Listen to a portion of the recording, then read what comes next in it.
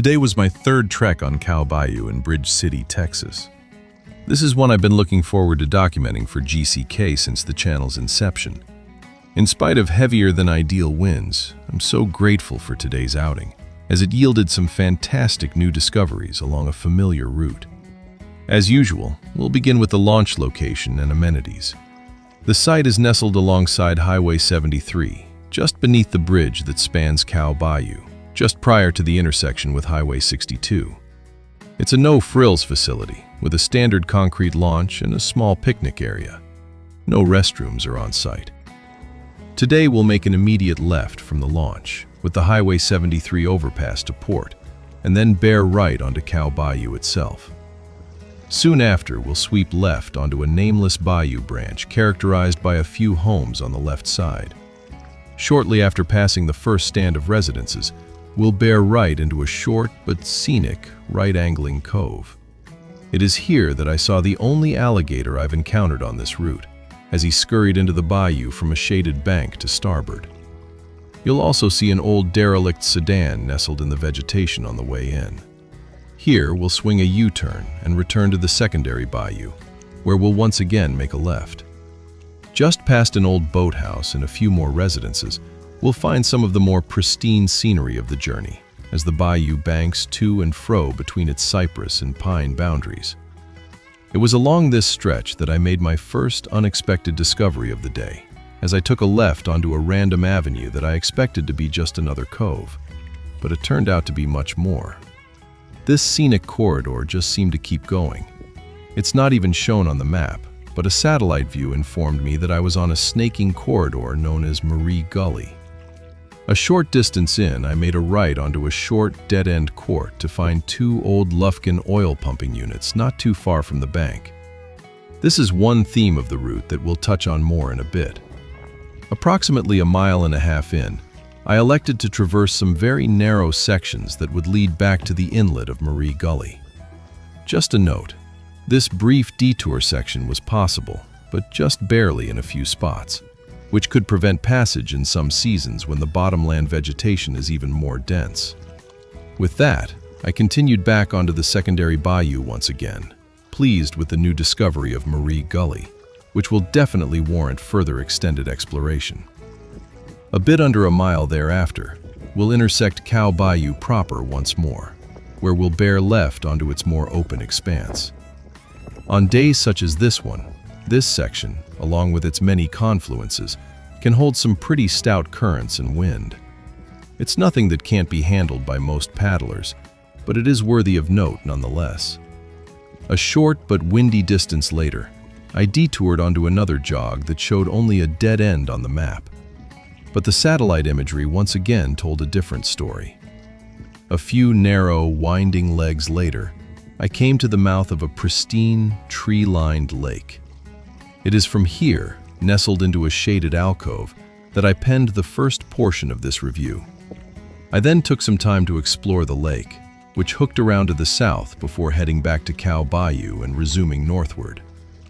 As you head on from here, you'll begin to see more oil field paraphernalia, including weathered pumping units, tank batteries, and workover rigs rising from the foliage.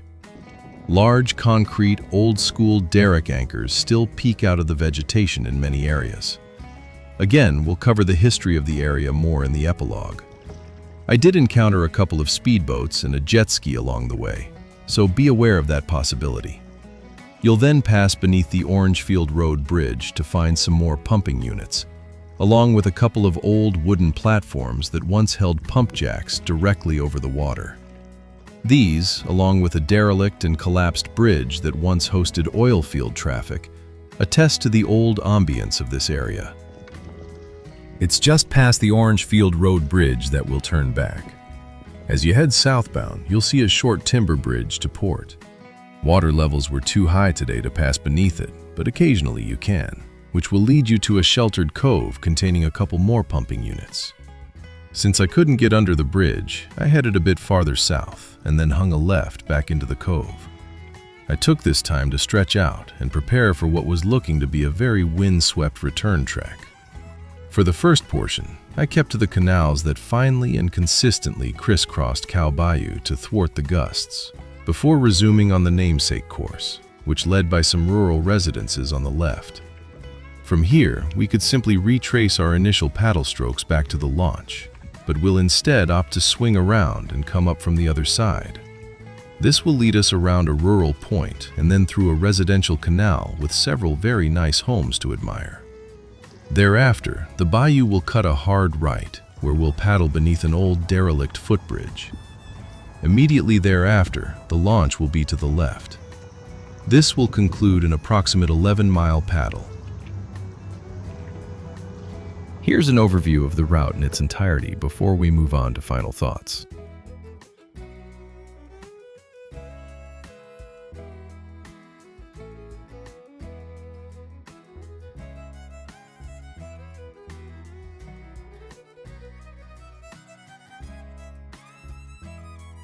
My final thoughts on the Cow Bayou paddle are as follows. It's a unique and versatile route best suited to intermediate paddlers and beyond, due primarily to the potential for powered craft that are not always very mindful of their wake around paddlecraft, as well as the strain that can accompany this route on windier days. The versatility of this route rests in its varied avenues and topography. You can go from brief and calm upscale residential stretches to the widened expanses of Cow Bayou, to the meandering and slightly sheltered avenues of Marie Gully and the many other nameless corridors, to the medium-sized sheltered lake we discovered today. Wildlife is a bit more sparse here than other routes, but you are likely to encounter several turtles along with a few whistling ducks, egrets, and herons. This route will hold additional allure for those interested in Texas or petroleum history as well.